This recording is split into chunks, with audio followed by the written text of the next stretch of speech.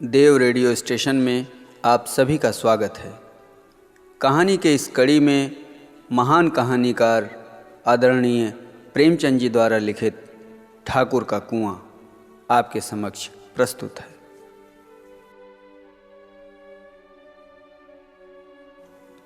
जोखू ने लोटा मुंह से लगाया तो पानी से सख्त बदबू आई। गंगी से बोला, ये कैसा पानी है? मारे बास के पिया नहीं जाता, गला सूखा जा रहा और तू सड़ा पानी पिलाए देती है। गंगी प्रतिदिन शाम को पानी भर लिया करती थी। कुआं दूर था, बार बार जाना मुश्किल था। कल वो पानी लाई तो उसमें बू बिल्कुल न थी। आज पानी में बदबू कैसी? लोटा नाक से लगाया तो सचमुच बदबू थी। जरूर कोई जानवर कुएं में गिरकर मर गया होगा, मगर दूसरा पानी आवे कहां से?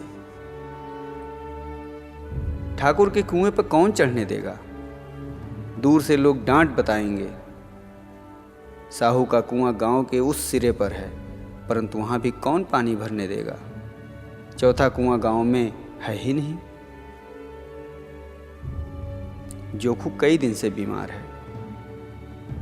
कुछ देर तक तो प्यास रोके चुप खड़ा रहा, फिर बोला, अब तो मारे प्यास के रहा नहीं जाता, ला थोड़ा पानी नाक बंद करके ही पी लूं। गंगी ने पानी न दिया। खराब पानी पीने से बीमारी बढ़ जाएगी, इतना जानती थी, परंतु ये न जानती थी कि पानी को उबाल देने से उसकी खराबी जाती रहती है। बोली, ये पानी कैसे पियोगे? न जाने कौन जानवर मरा है। कुएं से मैं दूसरा पानी लाए देती हूं। जोखू ने आश्चर्य से उसकी ओर देखा। दूसरा पानी कहां से लाएगी? ठाकुर और साहू के दो कुएं तो हैं, क्या एक लोटा पानी भरने न देंगे? हाथ पांव तुड़वा आएगी और कुछ ना होगा। बैठ चुपके से। ब्रह्म देवता आशीर्वाद देंगे, ठाकुर लाठी मारेंगे, साहू जी 1 के 5 लेंगे।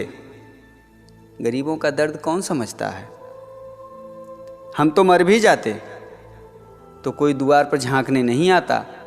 कंधा देना तो बड़ी बात है।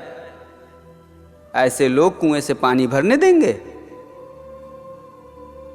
इन शब्दों में कड़वा सत्य था। गंगी क्या जवाब देती, किंतु उसने वह बदबूदार पानी पीने को न दिया।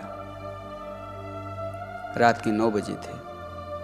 थके मांदे मजदूर तो सो चुके थे। ठाकुर के दरवाजे पर 10-5 बेफिक्रे जमा थे। मैदानी बहादुरी का तो अब न जमाना रहा न मौका। कानूनी बहादुरी की बातें हो रही थी। कितनी होशियारी से ठाकुर ने थानेदार को एक खास मुकदमे में रिश्वत दे दी और साफ निकल गए। कितनी अक्लमंदी से एक मार्के के मुकदमे की नकल ले आए। नाजिर और मुहतमिम सभी कहते थे, नकल नहीं मिल सकती। कोई 50 मांगता तो कोई 100। यहाँ बेपैसे कौड़ी नकल उड़ा दी। काम करने का ढंग चाहिए। इसी समय गंगी कुएं से पानी लेने पहुंची। कुप्पी की धुंधली रोशनी कुएं पर आ रही थी। गंगी जगत की आड़ में बैठी मौके का इंतजार करने लगी। इस कुएं का पानी सारा गांव पीता है। किसी के लिए रोक नहीं, सिर्फ ये बदनसीब नहीं भर सकते। गंगी का विद्रोही दिल रिवाजी पाबंदियों और मजबूरियों पर चोटें करने लगा। हम क्यों नीच हैं और ये लोग क्यों ऊंच हैं? इसलिए कि ये लोग गले में तागा डाल लेते हैं। यहाँ तो जितने हैं एक से एक छठे हैं। चोरी ये करें, जाल फरेब ये करें, झूठे मुकदमे ये करें। अभी इस ठाकुर ने तो उस दिन बेचारे गडेरिया की एक भेड़ चुरा ली थी और बाद में मारकर खा गया। इन्हीं पंडित जी के घर में 12 मासा जुआ होता है। यही साहू जी तो घी में तेल मिलाकर बेचते हैं, काम करा लेते हैं, मजूरी देते नानी मरती है। किस बात में है हमसे ऊंचे? हाँ, मुंह में हमसे ऊंचे हैं। हम गली गली चिल्लाते हैं कि हम ऊंचे हैं, हम ऊंचे हैं। कभी गांव में आ जाती हूँ तो रस भरी आंखों से देखने लगते हैं, जैसे सबकी छाती पर सांप लौटने लगता है। परंतु घमंड ये कि हम ऊंचे हैं। कुएं पर किसी के आने की आहट हुई। गंगी की छाती धक धक करने लगी। कहीं देख लें तो गजब हो जाए, एक लात भी तो नीचे न पड़े।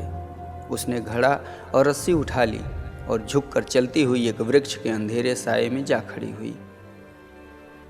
कब इन लोगों को दया आती है किसी पर। बेचारे महंगू को इतना मारा कि महीनों लहू थूकता रहा, इसलिए कि उसने बेगारी न दी थी। उस पर ये लोग ऊंचे बनते हैं। कुएं पर 2 स्त्रियां पानी भरने आई थी। इनमें बातें हो रही थी।